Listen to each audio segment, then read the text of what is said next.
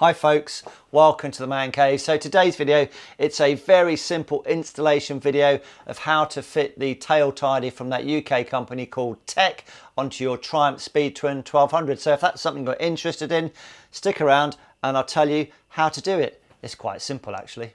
So I wanted to fit a tail tidy to the bike, so I ordered the front brake levers, fitted those, check it out up here, and at the same time I did order a tail tidy, but we're now just getting around to fitting the tail tidy.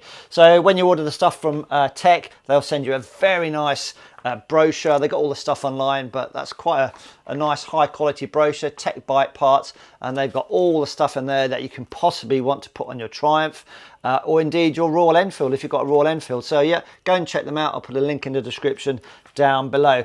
So before I fitted the tail tidy onto the bike, I did a little bit of internet surfing, checked out the Missenden Flyer. I do subscribe to him, and when he got the tail tidy down, and this is the tail tidy here, he did actually have a problem with fitting the rear number plate light. Basically the hole in here was too small, but rest assured folks, it does actually fit. So he had a problem with that plug fitting through the hole, but you can see you don't have to drill that hole out. Clearly they've resized that hole, so if you're worried about that and you're going to install it yourself, you don't have to drill the hole because they've made the hole a little bit bigger. So price wise then, the tail tidy is going to cost you £45.83 plus P&P, and if you go onto their website you'll see it's got, and I'll tell you how many reviews it's got 162 reviews, and they are all very good reviews. So what do we get in the box? So when you get it delivered, this is what you're going to get in the box. And the actual tail tidy, it's nice quality, it's made of an alloy, and it is powder coated. So what we're going to do then is fit this to the Triumph Speed Twin behind me. So we're going to do it in a couple of stages. So I'm just going to call it the preparation phase, and then we'll have the installation phase. So in relation to what tools you need, these are the tools you're going to need, but as the video progresses, I'll just put up on the screen what tools I'm using. So if I can do it, you can do it. It's going to take about 20 minutes. You don't need any previous technical knowledge, so don't be afraid to fit it yourself. Just take your time, follow the instructions on the video. So that's enough of me rabbiting on, so here we go. Here we go then. First thing we need to do is simply just remove the seat from the bike. That's going to give us access to these two bolts marked number 14 on the instruction sheet, and these two nuts marked number 17, and then also these two bolts marked number 15. And this is going to give us access to this little bolt here marked number 21, and its nut marked number 17. And we're doing all of this to gain access to the number plate light. So what we're going to do firstly is just remove the 8mm bolt together with its 10mm nut, and we have to do this twice. And obviously keep all your nuts and bolts in a safe place and don't lose any. And that's the second one out. And then we're just going to remove these 8mm bolts. There's no nuts on these, so just remove those and again put them somewhere safe. And then you can just place your hand under the rear mud guard just to stop it dropping down too much.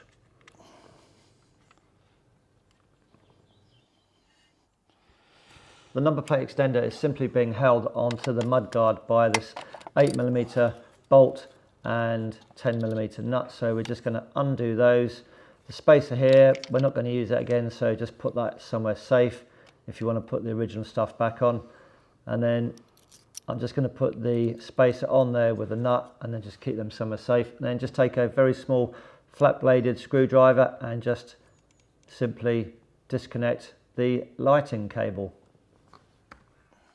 So that is the number plate extender removed. Now we have to gain access to the number plate light and cable. So what we have to do now is remove 5 3mm Allen bolts and then remove the plastic cover. That then gives us access to 2 Torx T15 screw heads, and then what we have to do is dive in here, remove those 2 screws, and then keep those screws because we will be using these screws later on.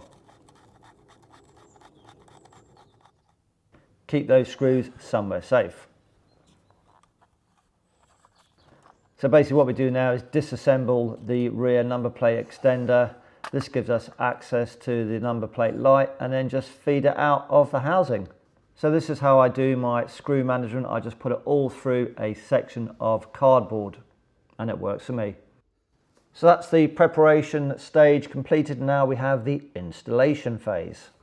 So now we come to the installation part of the video. It's only going to take about 10 minutes. It's not very complicated. However, I have noticed a problem and we'll come to that very shortly. And I've already emailed TEC. And when you come to installing this onto the new tail tidy, when you put the screws which you've safely placed, and in my case, my cardboard management, when you use those small hex screws in the back here, because the OEM number plate tidy, etc., it had another thickness of plastic. When you come to screw these screws in to secure them into here, you won't be able to screw them all the way home, and this is slightly loose and floppy. So rather than try and screw them all the way home and damage this, all I've done is I've got a couple of, you know, those plastic nuts that you can put on the back of your number plate. So that's all I've got, is a couple of those. I haven't got any thick washers just to pack it out. So it's not the end of the world. Just be aware of it. If you put those screws, the hex screws, into your then you might not be able to screw them in. So not a problem. So I'm going to point that out now. So that's one thing I've noticed, and hopefully that will be it. So let's crack on then. So there we go, tail tidy, and then you take your number plate light and feed it through the hole. And then you just use those screws that were on there originally, secure it to the original tail tidy. And then what you need to do is just pack it out. So what I'm going to use is that plastic nut, and then just put it on there, and then the original OEM screw, just feed it through there. And that way we can secure it and it's not going to flap around. Right, so I don't know if you can see what I've done there, is I've just packed it out with a couple of those plastic number plate nuts basically. So if you didn't have those in there, then the screws they'll go tight and that'll still be floppy, so you won't be able to secure that to this. So that is the workaround, or use some metal washers, but I haven't got in my drawer surprisingly, but I've emailed them anyway just to let them know. So don't worry about that. You may get that problem, you may not get it, maybe I've just been unlucky, who knows. So that's the first bit done. So now what we've got to do is put that on the bike, and what we need to do that are the two new washers, the bolt, and then the new spacer, together with the nut from the end of the original spacer and bolt that we took off the bike. So we'll take that nut as well, and let's go and fit it to the bike. So I'm just going to go slightly off script as per TEC's instructions then. As I don't live in California, so I live in the UK, we do get a bit of moisture. So I've noticed that this connector is going to sit sort of potentially in the elements, although it's going to sit on top of here and under there. There's no waterproofing on there, so normally it's sat in a housing with the original OEM number plate gubbins on here. So what I'm going to do is just use a little bit of heat shrink and just pop it on there, and then I am going sort of flying off script, as I say. Just put the connector back in there, turn the bike on. Does it work? Does that shine? Does it work? Should do. Yeah, that's fine. And yeah, you don't have to do this. You just follow the script. But I'm just a little bit concerned that in the UK environment, we might just be getting a little bit of corrosion potentially getting in here. But you could put some tape on there or something like that. Just take your time. So that's now been heat shrinked. So what we're going to do now is just fit this up there, and we're nearly done. About 3 or 4 minutes we'll be finished.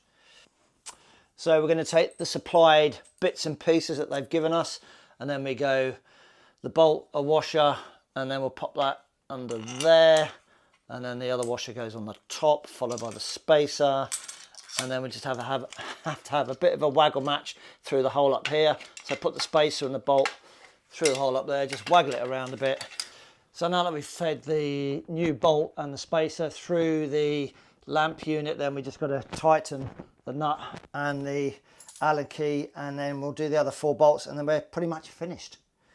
So the 5mm Allen key, I've noticed, doesn't actually fit between the tyre and the underside of the mudguard, so you're going to have to use a L-shaped 5mm Allen key to get under there onto the new bolt. So let's just crack on with the top nut there, which I think we said was, I think it was a 10mm nut.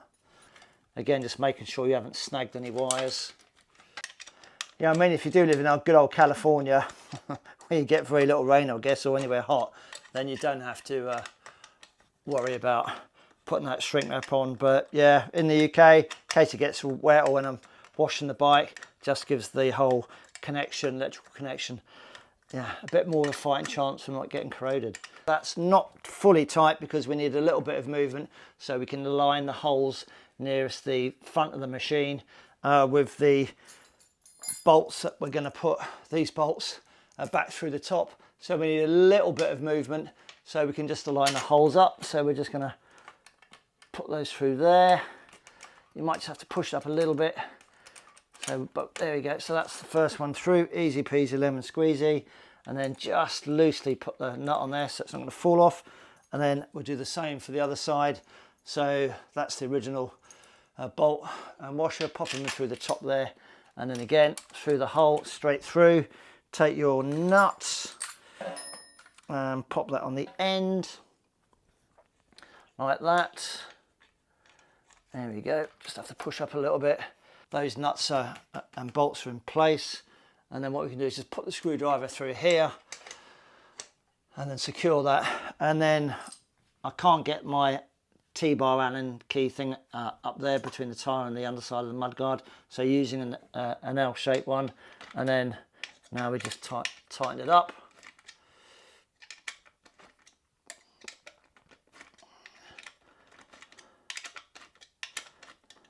Then we just get the last two remaining bolts and pop those in, which are those two there.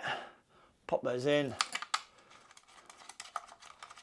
So all we've now got to do is tighten these two up and the bolts underneath, and then these two, and then that is everything done, and then just fit the number plate.